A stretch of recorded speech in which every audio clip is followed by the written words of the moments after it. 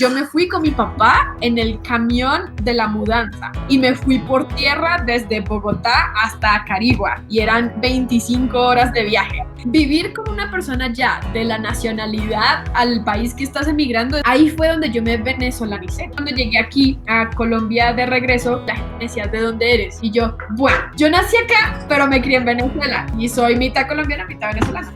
Hola amigos, bienvenidos a este sexto episodio. No sin antes agradecerles el apoyo que le han dado a este proyecto que cada día crece y crece. Vendrán más videos para compartir y reflexionar juntos, así que suscríbanse, denle like y activen la campanita para que reciban una notificación cada vez que se suba un video nuevo. Ahora bien, hoy nos vamos a Carigua, Venezuela con Laura Romero. Ella es colombiana y emigró a Venezuela junto con su familia cuando tenía 8 años. Vivió aquí su infancia y adolescencia, y aunque al principio a ella no le gustó para nada, inevitablemente se terminó enamorando del país. Actualmente vive en Colombia y nos cuenta su experiencia de vivir entre los dos países, las lecciones aprendidas, el desapego, lo que dejó atrás y su búsqueda de una estabilidad. Ya aquí me voy a hacer un lado, este episodio es de ella, lo notarán porque con hacerle una sola pregunta, ella me contestó como 15 o más, para que en un futuro ya no sea un estrés preguntarnos ¿y ahora dónde?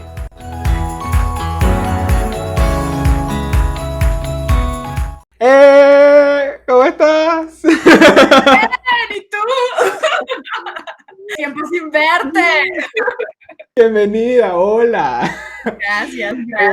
Muchas gracias por estar aquí. Ella es Laura Camila. Y aquí puedo decir que la conozco de atrás, pero bien de atrás, porque esto no es ni siquiera liceo, esto es primaria. Sí. Ya estamos bien. Y ahorita lo que falta es que uno de los dos empiece a decir, no, estoy embarazado. No, afortunadamente. Afortunadamente no. Para ponerlos en contexto, Laura Camila, ella es colombiana. Tú naciste en Bogotá. Sí.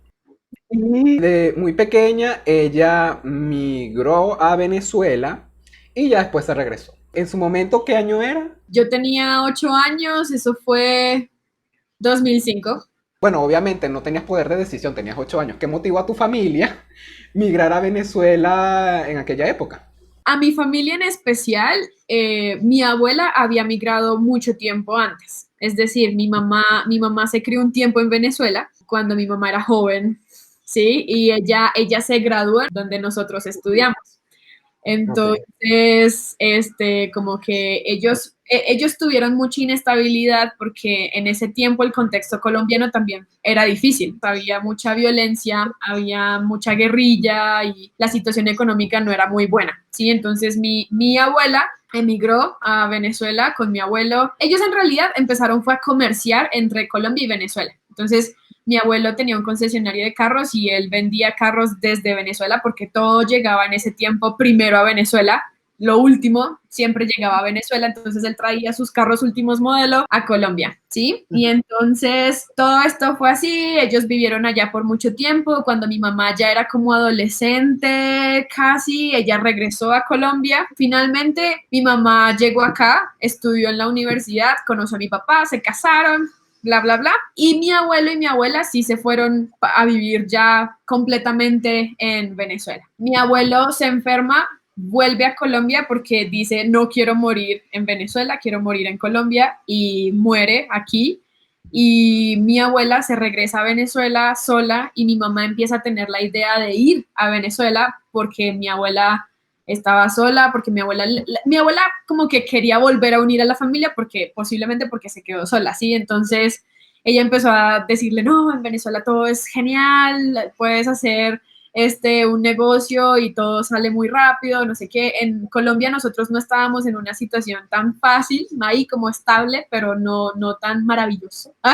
Y entonces como que ella nos pintó todo este escenario súper increíble. Mi abuela siempre le gustó mucho Venezuela, ella se enamoró completamente del país y ella, aun cuando había un gobierno que ya empezaba a hacer que las cosas no funcionaran tan bien, ella seguía amando mucho el país, entonces hablaba siempre muy bien de Venezuela. Y finalmente convenció a mi mamá. Creo que hay razones que estoy omitiendo porque no sé, era una niña, pero dentro de mi perspectiva creo que fue esa la razón del viaje. En la parte más así como ¿qué expectativas tiene un niño de 8 años que va a migrar a otro país, ¿no? Yo era como, ¿por qué nos vamos? No me quiero ir, tengo a mis amigos, tengo todo aquí, mi vida, y pues tenía todo, mi familia, mis primos, mis amigos, estábamos bien. Mi travesía fue muy interesante porque yo era una niña que era muy apegada a mi papá, y era como la típica niña que siempre pasa tiempo con el papá y es casi un niño, ¿no? Entonces yo me fui con mi papá en el camión de la mudanza, o sea, en el camión donde estaban todas nuestras cosas,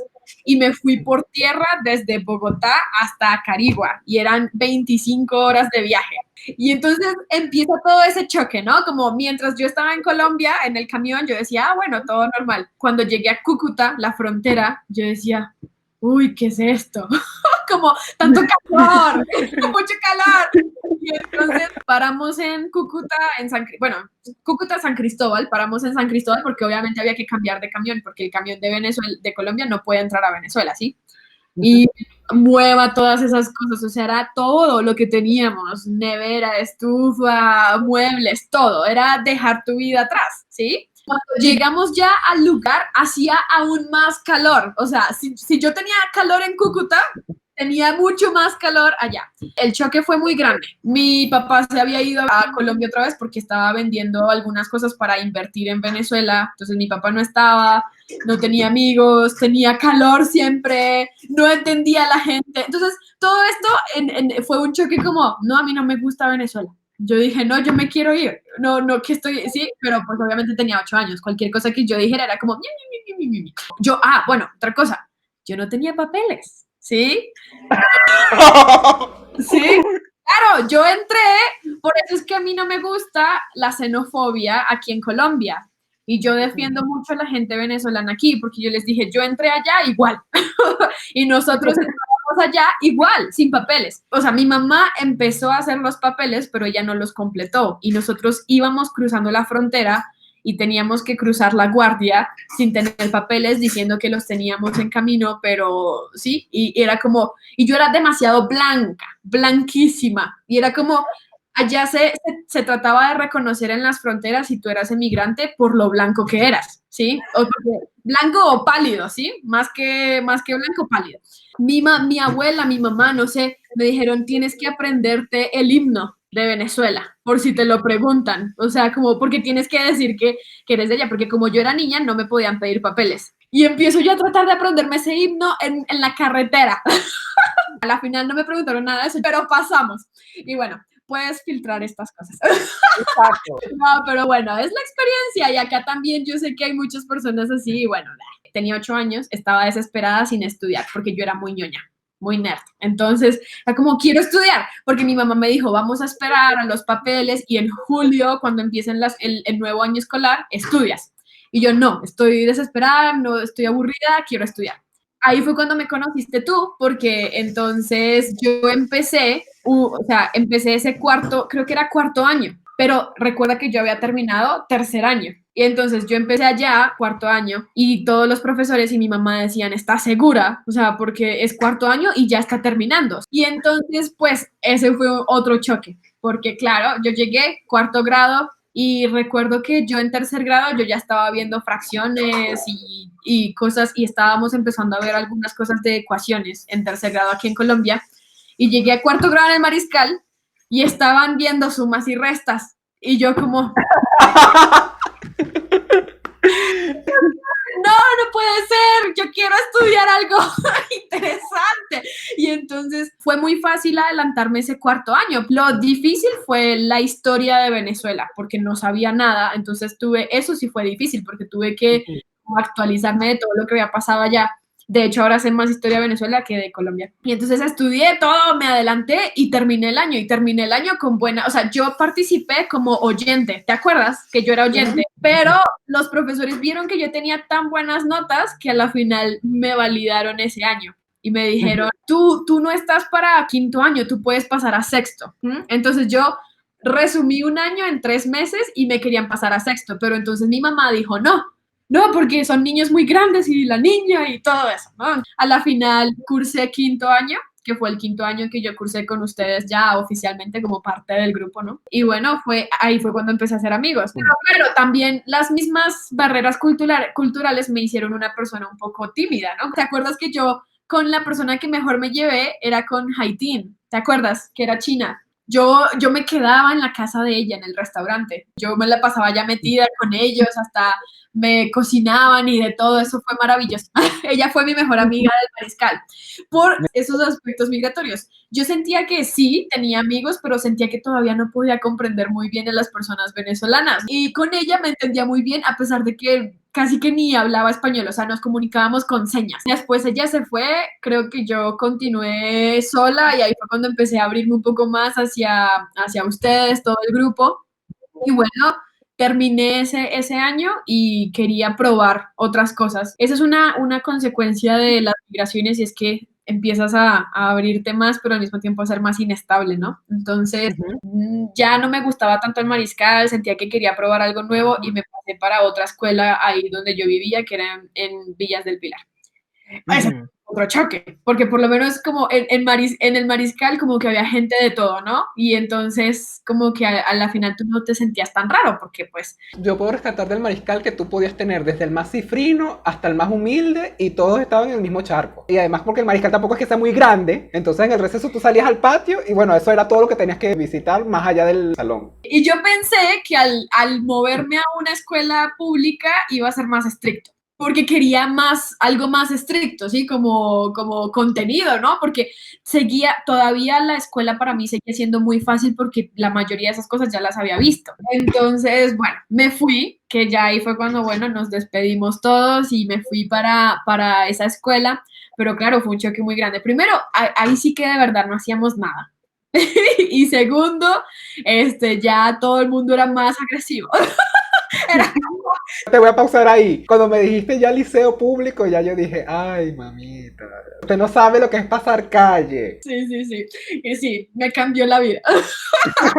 Pero bueno, ahí sí de verdad no tenías tanto, el mariscal era un poco más permeado culturalmente, pero ya el Samuel Robinson era como totalmente venezolano criollo, ¿sí? Entonces también me gustó mucho porque pude conocer muchas más personas, interactuar con ellas porque vivían cerca y tú sabes que uno de niños si el amiguito vive lejos, pues no se ven tanto, ¿sí? O cosas así. Entonces, bueno, pero tampoco quería estudiar ahí. Yo dije, no me gusta tanto como para seguir aquí el bachillerato, ¿no? El liceo. Entonces, una profesora me ayudó a inscribirme en el Hilarión. Eso fue a escondidas de mis papás porque mis papás ya no querían que yo cambiara más o sea, era como, ¿cuántas veces más vas a cambiar? ¿Sí? Y ya yo dije, en el Hilarión me quedo y ya me quedo por todo el bachillerato porque quiero hacer amistades sólidas. Yo ya tenía 2 años en Venezuela, ya el acento no se me notaba tanto, porque esa es otra cosa. Es normal, en cualquier país que tú vayas vas a experimentar xenofobia o bromas. Y mucha gente ni siquiera las toma, o sea, no las hace desde un punto xenofóbico, pero tú estás en un país, te sientes intimidado, las vas a tomar como xenofobia, ¿no? Colombia, colombiana, no sé qué, todo este asunto con las drogas, o sea, ya a veces era un poco más... A veces incluso había gente que de verdad era loca, o sea, como que de la nada decían, vete para tu país, así. Entonces eso lo experimentan todos los países, no es solo Colombia la xenofóbica o Venezuela la xenofóbica, eso es normal porque hay gente de todo, ¿no? Pero ya en el Hilarión, como que tuve un amigo que siempre me la ladillaba mucho, o sea, era como siempre, era como Colombia, Colombia, no me decía nada, y yo siempre le decía, yo tengo un nombre, el día que tú me digas mi nombre, yo te voy a poner cuidado. Y entonces, poco a poco, o sea, dentro del amor-odio salió una amistad muy bonita y él fue mi mejor amigo por mucho tiempo. De ahí salieron todos amigos que todavía hablo con ellos y mi mejor amiga, yo viví me mudé de mi casa, me fui de mi casa y me fui a vivir a la casa de mi mejor amiga en Llano Alto, se llamaba Aura y viví con ella por 2 años y fue como el tiempo más feliz de mi vida, hacíamos muchas locuras. Pausa, te fuiste de tu casa. ¿Cómo ocurre eso? Sí, bueno, yo empecé a irme disimuladamente, como que iba y me quedaba, ay, tengo que hacer un trabajo y se me hizo tarde, me voy a quedar. Y así, y me quedaba más y más tiempo hasta que ya me terminé quedando.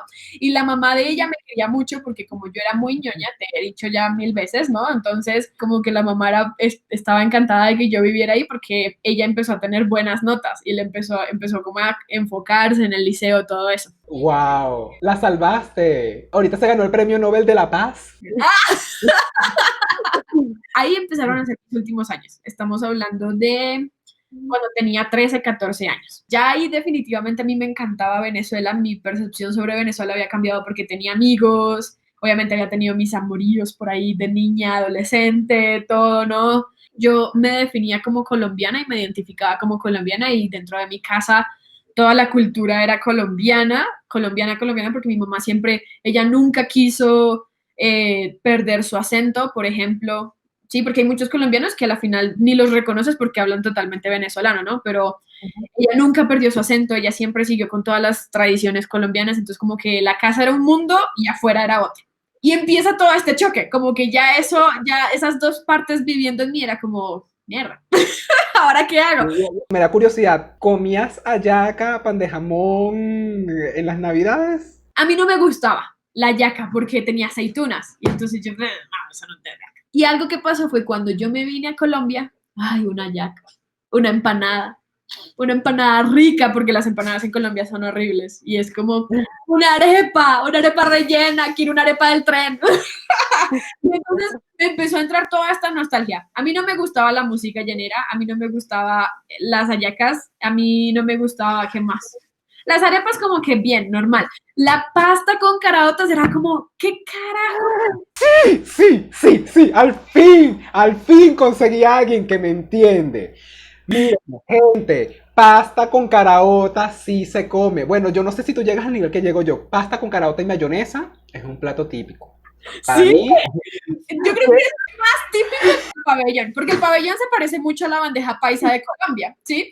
Pero entonces yo en ese momento yo decía, ¿cómo se les ocurre mezclar pasta con unos frijoles? O sea, y cuando lo mezclaban, y Aura, mi amiga, era como que se hacía un madre plato así súper grande con eso y le echaba un montón de mayonesa y queso, y yo veía eso todo revuelto y yo decía, parece vómito. Pero después, o sea, cuando yo viví con ella, vivir con una persona ya de la nacionalidad al país que estás emigrando es una experiencia. Ahí fue donde yo me venezolanicé, porque a mí no me gustaba el suero, por ejemplo, y ellos desayunaban todos los días su arepa con suero, mantequilla, huevo, todo eso, ¿no? Me empezó a gustar el suero. Luego, a mí no me gustaba la pasta con caraotas y entonces luego me empezó a gustar y hasta como que yo decía, quiero, sí, o sea, quiero pasta con caraotas, cosas así, poco a poco. Ella me convirtió para el otro lado. Y así fue. Y cuando yo regresé a Colombia, tenía ese sentimiento de nostalgia. No me gustaban las gaitas ni la música llanera, y luego era como, yo escuchaba por ahí música llanera y ¡ah! Me emocionaba. Oh, gaitas para Navidad, qué lindo. Hallacas, vamos a comer hallacas. Y ahora es como, siempre que pasamos una Navidad aquí en Colombia, es como, hallacas. Vamos a comer hallacas y pan de jamón. Para esta Navidad hicimos pan de jamón. Y sí, o sea, como que tú ya empiezas a sentir que se metió en tu corazón, ¿sí? Como que yo ya cuando llegué aquí a Colombia de regreso, tenía el acento como venezolano cruzado con colombiano y la gente me decía, ¿de dónde eres? Y yo, bueno, yo nací acá, pero me crié en Venezuela y soy mitad colombiana, mitad venezolana. Y así, ¿sí? En ese tiempo pasa algo muy bonito en Venezuela y es que yo conozco la orquesta, el sistema de orquestas de Venezuela. Cuando yo encuentro eso en mi vida, es como, yo digo, no, yo no me quiero ir. O sea, porque mi papá ya se había separado de mi mamá en ese tiempo y mi papá empezó a decirme, ¿vas a venirte a estudiar en la Universidad de Colombia o qué vas a hacer? Y yo sí, voy a pensar.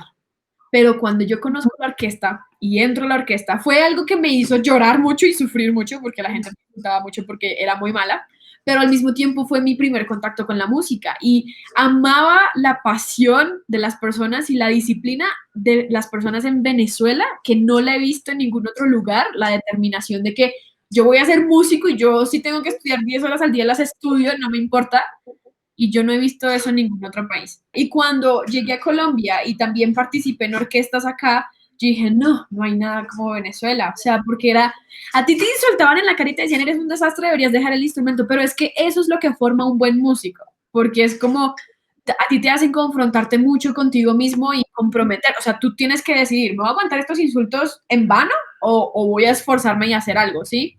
Y empiezo yo como a enamorarme de todo, ¿no? O sea, yo cada cosa que veía, la gente, los amigos que yo ya tenía en la orquesta, los amigos que yo tenía en el liceo, los amigos que yo tenía en general en la vida, y era como, yo no me quiero ir, porque claro, otra vez, la misma vaina, ¿no? Entonces yo ya tengo mis amigos acá, ya tengo mi vida acá, y otra vez me toca irme, no jodas. Y entonces yo decía, bueno, no, yo no me quiero ir. Y le dije a mi papá, no, yo voy a presentarme aquí a la universidad y yo no me quiero ir. Yo apliqué a la Universidad de los Andes y a la UCB y yo pasé a la de los Andes. Entonces tenía el cupo, tenía la música, tenía todo. Y entonces empiezan las elecciones porque se muere Chávez. Yo quedé así, como bueno, esta es una oportunidad, ¿sí? Para cambiar esto y hasta me quedo, mejor, Me quedo y ya este es como que para confirmar de que esto era transitorio y que ya pasamos a algo que puede llegar a ser mejor. Exacto, porque ya en ese tiempo estaban pasando muchas cosas que a pesar de que yo tenía todo este amor por la música y todo, ya me incomodaba mucho. Mi familia nunca fue una familia adinerada en Venezuela, entonces era la típica familia que sí, realmente todo estaba muy caro y entonces tenía uno que hacer esas colas de esos supermercados y todo eso porque no encontraba comida más barata, ¿sí? Para mi abuela, como que mi abuela se acostumbró, yo no entiendo por qué, y yo una vez tuve una conversación antes, la última conversación que tuve con ella política, y yo le dije, no entiendo cómo tú no te acuerdas que en Colombia tú sencillamente vas a un supermercado y puedes comprar todo lo que quieras con tu salario, ¿sí? Y ya, trabajas y comes. Pero es que acá mi mamá se está matando trabajando y no podemos ni siquiera comprar un helado el fin de semana o hacer algo como personas normales porque solo tenemos para comer, nada más. Y para poder comer hay que humillarse haciendo filas de 3 4 horas porque si no, entonces no te alcanza para comer todo el mes. Y es como, no es normal. Pero cuando yo tuve esa conversación con mi abuela, cuando estaba en todo esto de que me iba a quedar y lo de la universidad y las elecciones, yo dije, tal vez la política sí va a influir más de lo que yo pienso en mi decisión, ¿sí? Y yo tenía 15, 16 años. Entonces, ganó Maduro. Ahí ya empecé yo a hablar con mi papá y toda mi familia reaccionó. Fue como, mi mamá siempre me apoyó, mi mamá me dijo, haz lo que quieras, pero hazlo, yo no te voy a detener, si te quieres ir, si te quieres quedar, lo que sea. Pero mi familia, mi abuela, mi tío, porque pues tú sabes, el objetivo de mi abuela siempre fue mantenerlos a todos en un lugar. ¿Por qué se va a ir? No, en Colombia las cosas son muy difíciles, en Colombia la educación es mucho más avanzada, tú no vas a poder pasar ese examen, tú no vas a poder allá aprobar ni un semestre, la universidad es muy cara, ¿quién te va a pagar allá la universidad? Si allá las universidades son todas privadas, solo hay 3 universidades públicas y es muy difícil entrar, bla, bla, bla, bla, bla, bla, bla. Y yo, pues no sé, pero me voy porque aquí no hay una opción, es la única oportunidad que tengo. Y mi papá me había dicho que me ayudaba, más o menos, pero mi papá tampoco estaba como en condiciones perfectas de ayudarme. Y entonces empiezo en ese proceso de duelo, ¿no? Como literal, como a ver todo y decir, esta es posiblemente la última vez que lo veo. Estar con un amigo y decir, esta es posiblemente la última vez que lo veo, ¿sí? Y yo no sé por qué sentía tanta nostalgia, pero posiblemente en algún punto mi corazón sí presentía que literal hay amigos que no voy a poder volver a ver en mucho tiempo porque ya emigraron a otros países. O sea, no era una cuestión de ir a Venezuela por vacaciones, ¿sí? Pasa algo después y es que cuando yo emigro otra vez a Colombia, me regreso, cierran las fronteras y cierran relaciones con Colombia.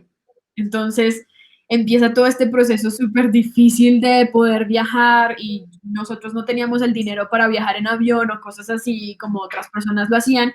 Entonces eso era crítico. Yo duré la primera vez 2 años sin ver a mi mamá y era como nada, ni mi mamá, ni mis amigos, ni nada. Llegué a este país sola otra vez y otra vez volver a sentir lo mismo. Me despedía ya de todo, de la música, de todo, dejé todos mis sueños atrás en Venezuela y llego acá y digo, no entiendo lo que la gente dice.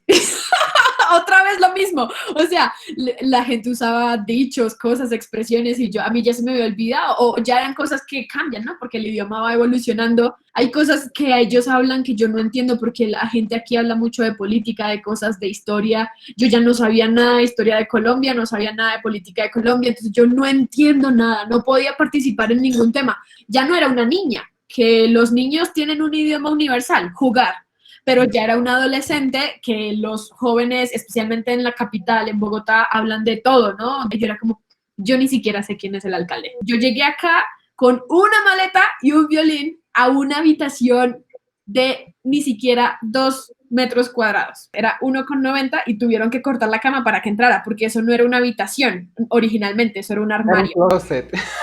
Sí, era un closet. Entonces, yo vivía ahí y era súper incómodo, o sea, yo tenía que hacer mis trabajos ahí en la cama, así, toda, no tenía un escritorio, no tenía nada, vivía en la casa de mi madrina, pero pues, tú sabes, como que en Colombia todo cuesta, ¿no? Entonces era como, obviamente yo le tenía que pagar a ella y eventualmente ya como que se estaba cansando porque tampoco le pagaba mucho, entonces como todo esto y yo decía, me quiero ir. Pero bueno, presenté el examen que mi familia decía que yo no iba a pasar y que no sé qué, estudié mucho, o sea, no es pasarlo, sino que es sacar un buen puntaje. Con ese puntaje puedes entrar a una universidad. Saqué un buen puntaje, de hecho saqué un muy buen puntaje que me querían dar una beca, pero como había estudiado en Venezuela, no me podían dar la beca, tenía que haber estudiado en un colegio colombiano. Entonces empiezan todos estos problemas y consecuencias de haber tenido una vida dividida, ¿sí? Como la mitad de mi vida fue en Venezuela, la otra mitad es acá y entonces tengo que técnicamente empezar desde ceros y construir mi vida aquí. A la final, como pudimos, yo pude sacar un crédito para empezar la universidad que quería porque era privada. Empecé la universidad y ya, y bueno, ahí duré 4 años también, terminé la carrera rápido, era una carrera corta y estudié lenguas modernas con énfasis en traducción de negocios. Y bueno, ahí entonces otra vez, ¿no? Volver a empezar. Yo ya estaba resignada socialmente porque era como, ay, ¿para qué intento ser amigos? Y después va y me toca irme a quién sabe dónde. Y, pero igual hice mis amigos y finalmente como una de las ideas que más me quedó de todo el proceso de migración es la estabilidad. Como que yo decía, yo quiero estabilidad. O sea, yo ya vine para Colombia y aquí hago mi vida, yo no me regreso a ningún lado ni nada porque yo no quiero andar rodando como mi familia todo el tiempo. Y acá también tuve algunas cosas interesantes. Conocí a gente de Venezuela. Una profesora de comunicación social que era venezolana y era como, claro, yo era la única que sabía de lo que ella estaba hablando y ella hacía chistes y yo era la única que me reía, cosas así, porque entendía.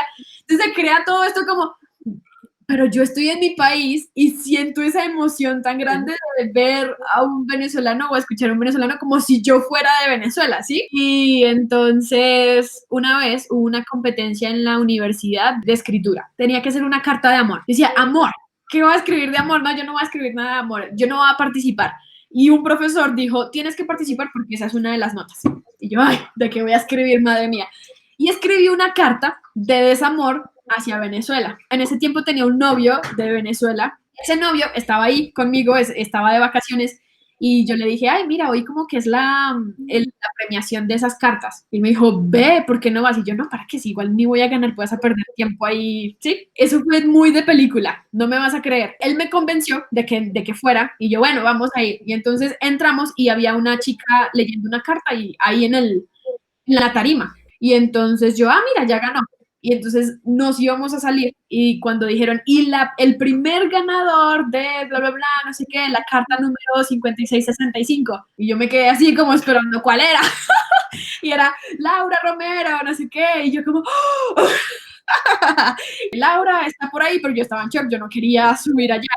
Y como que mi novio me levantó la mano y me dijo, ve, ve. Y entonces, bueno, subí.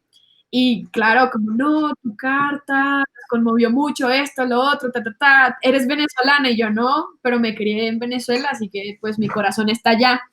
Y me hicieron leer la carta. Entonces leí la carta y este va a ser una cosa chistosa. Habían como tres personas venezolanas estudiando en esa universidad y ellas estaban como de primeras ahí en la tarima. y yo vi a dos personas llorando, pero llorando mientras yo leía la carta, ¿sí? Y mi profesor estaba así. Y yo, este condenado nunca leyó la carta y me dijo que era una nota, porque si está tan sorprendido es porque nunca la leyó, ¿sí? Y luego cuando ya bajé de la tarima y todo, se me acercaron todas estas chicas y me dijeron como, no, tu carta, qué increíble que tú escribas y ni siquiera eres venezolana o sea, representaste muy bien todo lo que está pasando y de verdad te agradecemos mucho por alzar la voz. ¿Mm? Porque en ese tiempo estaban pasando muchas cosas y era el tiempo como de las protestas, más o menos, ¿sí? ¿Qué representó para ti vivir en Venezuela? Primero, es algo que estoy perdiendo ahora, pero no quisiera perder, porque finalmente tú te vas adaptando a la cultura del país al que llegas, ¿no? Pero el calor que tanto odiaba, ese calor. No, el calor humano, porque esta ciudad es muy grande y es muy caótica y todo el mundo está concentrado en sus cosas y todo es muy individualista, es como en lo que ando y ya. Y eso es lo que Venezuela me hizo entender y que me recuerda, ¿no? Es una lección constante, como que yo digo, yo no quiero volverme como la gente de acá, así, sino que quiero conservar ese calor humano y esa cercanía, como que, o sea, yo veía a la gente allá hablando con tanta naturalidad, en una cola, para comprar comida. Todo el mundo echaba cuento y ya era como, y ya se armaba, era ahí el grupo de amigos, ¿sí? O el vecino, entonces, por ejemplo, mi mamá, ella hace tortas en Venezuela, ella está viviendo todavía en Venezuela, está aquí de vacaciones ahorita, pero está viviendo allá, y la casa huele a torta y llega un vecino, vecina, ¿qué está haciendo?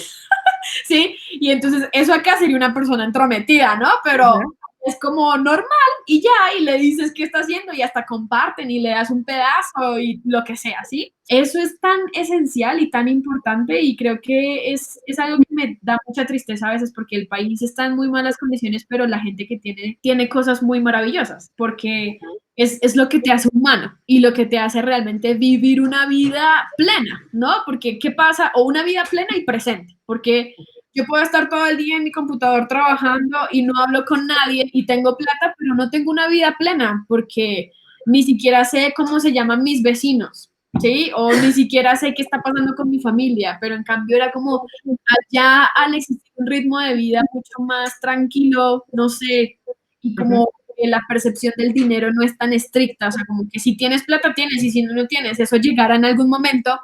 El concepto del dinero cambia todo, porque al no tener esta presión por trabajar y porque tengo que pagar, porque si no me sacan o si no me multan o si no sí, me reportan, entonces te da como una mayor presencia. Y eso es algo que obviamente tengo que aprender, a veces se me olvida, estoy trabajando mucho y no me enfoco en nada, pero, y la música, lo que te había dicho antes, o sea, como que si yo no hubiese tocado violín en ese momento, yo no sería la persona disciplinada que soy ahorita, o no tendría el mismo sentido de dedicación. Y a veces, cuando uno se pone existencial y se pregunta, ¿qué habría sido de mi vida si yo nunca me hubiese ido a Venezuela? ¿Sí? Estoy segura de que yo no estaría donde estoy en este momento. Si yo me hubiese quedado acá en Colombia todo el tiempo, yo habría sido una persona introvertida y tímida. Y tú como una persona introvertida y tímida, te quedas ahí. O sea, no conoces a nadie, no haces contactos, no tienes oportunidades laborales, sí, o sea, es muy difícil, especialmente en un contexto como el mío, porque mi familia no tiene dinero, entonces yo soy la que tengo que buscar las oportunidades, ¿no? Pero Venezuela fue la que me sacó del cascarón, ¿no? Como de esa burbuja que yo tenía de protección. Y cuando yo llego acá, me doy cuenta de que en comparación con mis amigos de personalidades similares, yo hablo mucho. Y me conecto con la gente y le digo, ¿y cómo estás? ¿Y qué estás haciendo? ¿Y tú qué haces? Yo hago esto, tengo un proyecto, mira, si necesitas un tutor, llama. Pero sí, cosas así. Y entonces te das cuenta de que claro que sí, o sea, si un país y todas las experiencias migratorias que tú puedas tener te van a formar como persona y te van a enseñar mucho sobre lo que es la vida. Una pregunta súper importante. La arepa, ¿es colombiana o venezolana? No, tú quieres que me maten aquí porque tengo responsabilidad por los dos países. La arepa rellena es venezolana. La arepa con queso es colombiana. Aquí la arepa no se abre por la mitad ni se rellena, sino que es una arepa completa que tú, o sea, a la masa cuando la haces le metes el queso y la asas, ¿sí? Entonces, no se puede decir que es de ningún lado, o sea, es de los dos lados, porque antes esta vaina era la Gran Colombia, ¿no? pero sí, muy diplomática, amigo. Bueno, fíjate, yo tengo una teoría, es que es venezolana porque el invento de la harina de maíz precocida fue de Empresas Polar. Entonces, como la patente la tuvo Venezuela. O sea, la arepa 2.0 es venezolana y la arepa 1.0 esa es la idea de indígenas de todo el territorio. La pregunta más controversial sería, ¿qué arepa te gusta más? ¿La colombiana o la venezolana? A mí me gusta más la venezolana. Y eso que en este momento soy vegetariana, pero aún así hago mis rellenos como la versión vegetariana de los rellenos de allá y las relleno porque la arepa de acá es como dulce, un poco salada y con mucho queso y mucha grasa, entonces no me gusta. Ahora la ronda de preguntas rápidas. Yo voy a decir una frase y tú me dices lo primero que te venga a la mente. Preparada. Ok, Mérida, Comida rica. Acarigua. Calor. A los portugueseños les molesta. Les molesta. Uy, no sé, que los comparen con Lara.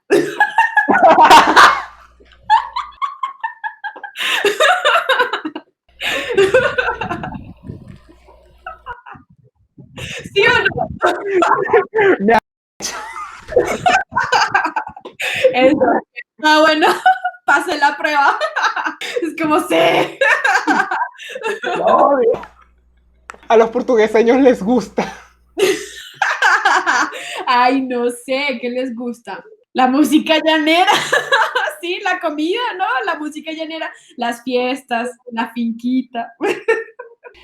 Y ya para culminar, ¿qué le recomendarías a alguien que quiera turistear en Venezuela? De lo que yo conozco, los médanos de Coro me encantaron, como que literal siempre he querido volver, me parece un viaje muy, muy tranquilo, muy barato. Y recuerdo que cuando fuimos había competencias de agarraban en las dunas cuando llovía y dejaban que se armaran huecos con charcos y se armaban como literal piscinas de lodo y agarraban cuatrimotos y empezaban a dar vueltas y correr y hacer carreras por todo eso. Y era muy genial. Y en ese tiempo yo era niña y inventamos el sand surfing, ¿no? Que es como, o sandboarding, que es como la tabla en las dunas. A mí me parece increíble. Lo hicimos obviamente muy rústicamente, pero fue genial. Ese es uno de los lugares, porque creo que es un paisaje que no se ve en otros países tanto o con tanta extensión, porque en Colombia hay posiblemente un desierto así, en La Guajira, pero es muy pequeño, o sea, tú ya, eso es como unas 2 cuadras y ya, se acabó. O sea, si tú ves al fondo, tú vas a ver casas y cosas, ¿sí? Pero los médanos de Coro tú no ves nada, o sea, es como si fuera el desierto del Sahara, o sea, tú ves, para donde tú veas, solo ves arena y las curvitas que hace el viento en las dunas, y es increíble. Ese es el primer lugar, de los que conozco. Mérida también, los pueblitos, más que la ciudad, a mí me gustaron mucho son los pueblitos. Y ya, o sea, como Coro, Mérida. Y de los lugares que no conozco, tú ya sabes la respuesta, ¿no? El salto del ángel. Yo tengo un amigo, las cosas de la vida, pequeño dato, no me voy a extender mucho. En Colombia, cuando yo estaba en la universidad, me gustaba mucho ir a los hostales y quedarme una noche. Practicaba con todos los gringos extranjeros inglés y conocía gente. Era mi forma de ir a conocer gente y me escapaba un poco porque era el centro histórico de la ciudad y me gustaba mucho ese ambiente. Y en esas noches de escapadas conocí a un argentino y él había viajado por toda Sudamérica, bueno, él había viajado por todo el mundo en realidad, pero por Centroamérica y Sudamérica había recorrido todo en carro. Y entonces él conoció Venezuela y empezamos a hablar por eso. O sea, como, Venezuela, sí, muy bonito, no sé qué, ta, ta, ta, ta, ta. En fin, nosotros guardamos contacto, seguimos hablando, ta, ta, ta, y de repente un día lo veo cruzando la frontera en el carro, en el mismo carro, cruzando la frontera por una trocha, porque la frontera, tú sabes que esa frontera de Colombia-Venezuela se cerró y eso nunca se volvió a abrir. Y yo, ¿tú qué estás haciendo? ¿Qué estás haciendo? ¿Para dónde? ¿Te vas para Venezuela? Sí. Y yo, ¿y por qué? ¿Y por qué si la situación está tan mal allá? Y me dijo, no hay ningún país que a mí me haya enamorado tanto como Venezuela. Y se fue a Venezuela y en este momento él está allá y él compró, claro, con toda la plata que de lo que él tenía en Argentina, lo vendió y en Venezuela compró una madre casa así que tiene como yo no sé cuántas habitaciones y la estaba poniendo de hotel. Se llama Relinda Venezuela, porque es relinda, ¿no? La palabra es súper argentina, ¿no? El proyecto es que ellos como que hacen un turismo social, porque entonces ellos van a lugares que remotos, o sea, que yo digo, ¿dónde será eso? Ellos han conocido incluso creo que poblaciones que venían de indígenas y todo esto y llevan comida, llevan juguetes para los niños, cosas, y hacen como todo este movimiento porque es como, o sea, motivan a personas a que se unan o que aporten algo, entonces llegan y recolectan mucha ropa, comida, cosas, y van, viajan, conocen y aparte pues apoyan a la población a la que están llegando, ¿no? Yo siempre había querido ir al Salto del Ángel, desde que tenía como 15 años, quería que ese fuera mi regalo de 15 años porque a mí no me gustan las fiestas. Y como que él dijo, voy a hacer el tour. Y yo, quiero ir, pero yo no podía porque estaba en la universidad, pero me mostró las fotos y yo decía, no, es que es increíble. O sea, verlo desde un lente profesional es una cosa, pero verlo desde un lente de cualquier persona que solo está allá, para mí tiene mucho más valor porque es como, o sea, estás ahí, estás tan cerca, y es increíble todo. Y él hizo como muchos mini videos así, hablando de la situación de allá, de las personas de allá. Entonces es muy interesante. Ese lugar, yo digo, es mágico. En este momento es muy caro, yo he averiguado y es como literal, podría irme con ese presupuesto a otro país. O sea, yo averigüé uno que era como el plan completo de 5 días y era como $600. Y yo como, literal, ese fue mi presupuesto para irme a Costa Rica. Y Costa Rica es un país muy caro en Centroamérica. Y es como, no puede ser. Pero sí, me gustaría ir cuando ya tenga como más facilidad de decir, bueno, es una experiencia y no me importa muy cara, la voy a hacer. Pero por ahora no, pero la recomiendo mucho. Bueno, ya con esto me despido. Te agradezco enormemente que hayas estado aquí. Ah, no, gracias a ti. Buena suerte con todos esos proyectos y bueno, buenos vientos. Esto fue ¿Y ahora dónde? Te invito a que te suscribas en cualquier plataforma que estés viendo o escuchando este contenido. Yo soy Pedro Perdomo y nos vemos en un próximo destino.